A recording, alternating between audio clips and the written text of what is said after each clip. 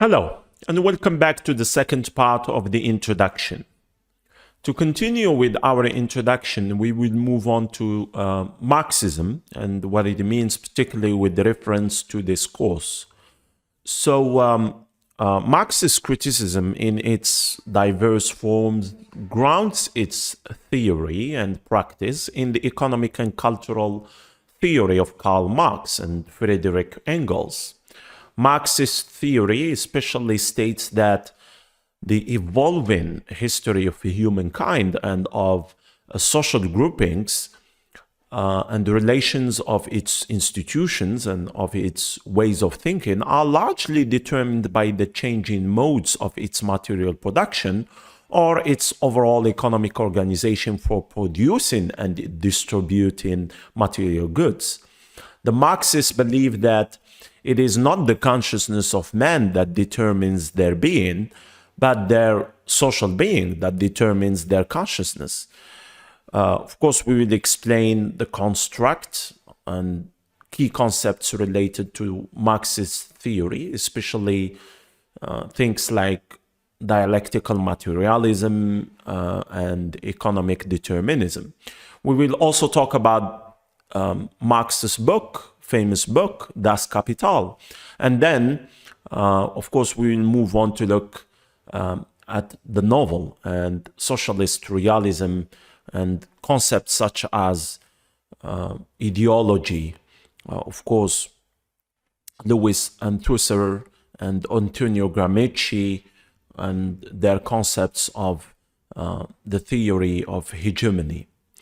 Now, you will also be introduced to the Frankfurt School, especially that is related to Theodor Adorno and Walter Benjamin. All of these are offshoots or developments, of course, of Marxist literary theory. After Marxism, of course, we move to psychoanalysis, and the major names associated with this theory, that is psychoanalysis, are, of course, Sigmund Freud and Carl Jung.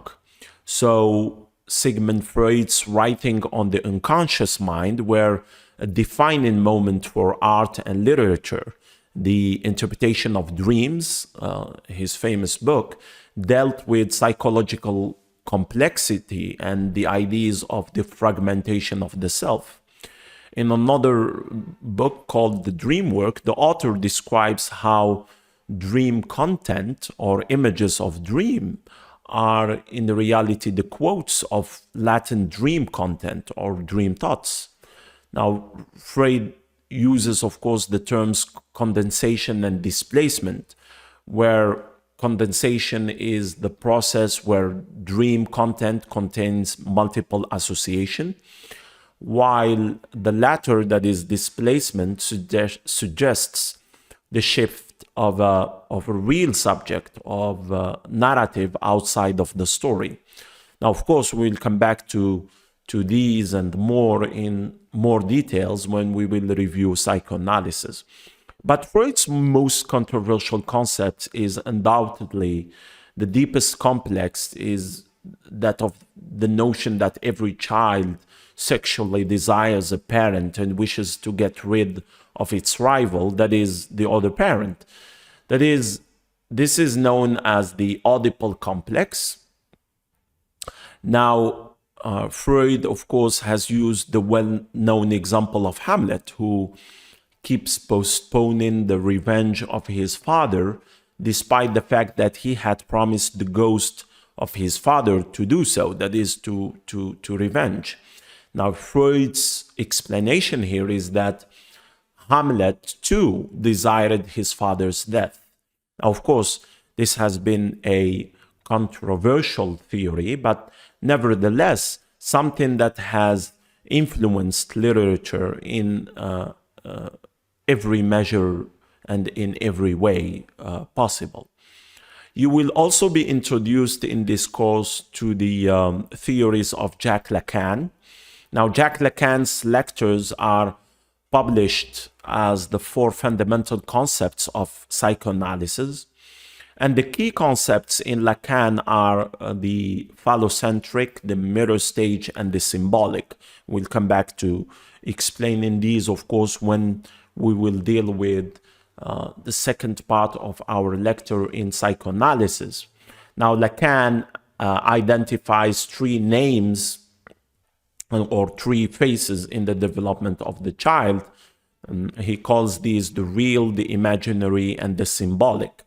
He also draws on Freud's theory of the Oedipus complex, where the infant passes through the seduction and primal and the castration phases. Now, all of these, again, we'll come back to in more details when we will deal with psychoanalysis in general and psychoanalysis in the part where we talk about what has come to be known as Lacanian psychoanalysis. After psychoanalysis, we move to what has become known as gender theory. Now, gender theory is a very broad term. Of course, we'll focus on feminism and feminist criticism, of course. Now, when we finish feminism and feminist criticism, we move then to new historicism. So, what is new historicism? To have something like new historicism, we have to have first historicism. Now, new historicism is a general term given to a wide variety of theories and methodologies that are historicist in origin. Now, new historicism is generally regarded as one of the most accessible of recent critical theories. One key influence on new historicism is the German thinker and philosopher Friedrich Nietzsche. Now, Nietzsche, his work on the uses and disadvantages of history for life has become very important in new historicism. Now, you can make a note of it on the uses of disadvantages of history for life, where he urges us to employ the strength to break up and dissolve a part of the past. Now, new historicism also has some Marxist leanings, and it is also informed by certain aspects of what has become known as post-structuralism. So post-structuralism is another theory that we will be looking at in this course, of course, and it is quite an important theory. Now, what is post-structuralism? Let me give you a quick overview and understanding of what is meant by this theory called post-structuralism. So this theory argues that meaning is inherently unstable, whereas a structuralist would believe that an explanation is conceivable. So this is a major difference. Post-structuralism believes that meaning in a text is inherently unstable, whereas structuralists believe that it is possible to have a stable meaning. So the main aspect of post-structuralist theory used in literary practice is deconstruction. We will come back to deconstruction, of course, and talk a lot about it. And it is not really a literary theory as such, but it is more of a philosophical trend and a philosophical movement that has touched many different aspects of the humanities and social sciences. So the main aspect of post-structuralist theory is deconstruction. And I think I have already told you that this concept is associated with Jacques Derrida. And another figure or key figure in post-structuralism and deconstruction is Julia Kristeva. So Julia Kristeva, in her great book written in French, La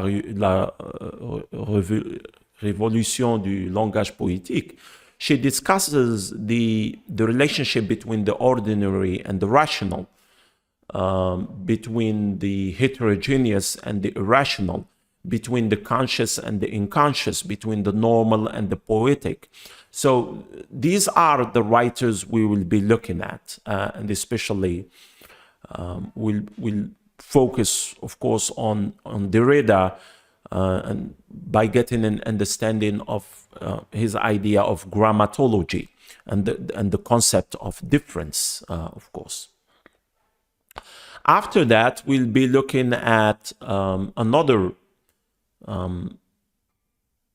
literary theory that has evolved from deconstruction, and it's considered, of course, a post-structuralist theory, which is post-colonialism.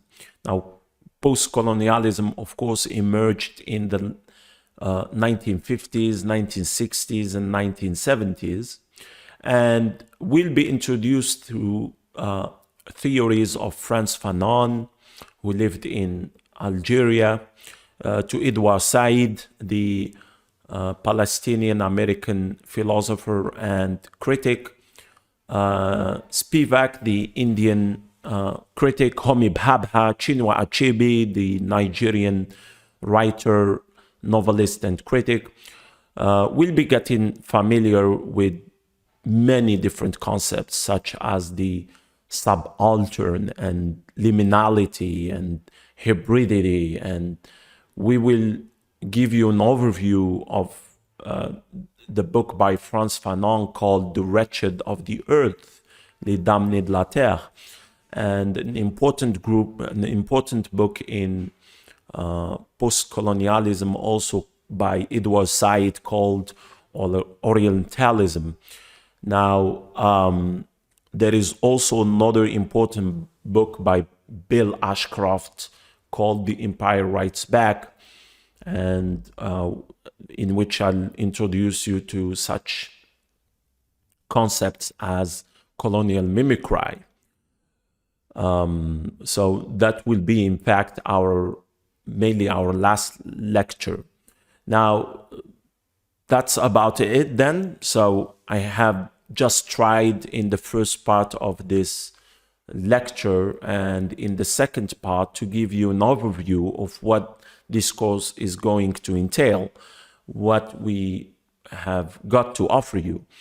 Of course, we'll be giving you regular assignments and quizzes, and I would like you to be very prompt in your submission and of the assignments and quizzes online, of course. So in the end, I look forward to having you with me on this course, online and face-to-face. And let me one more time, of course, welcome you and wish you the best.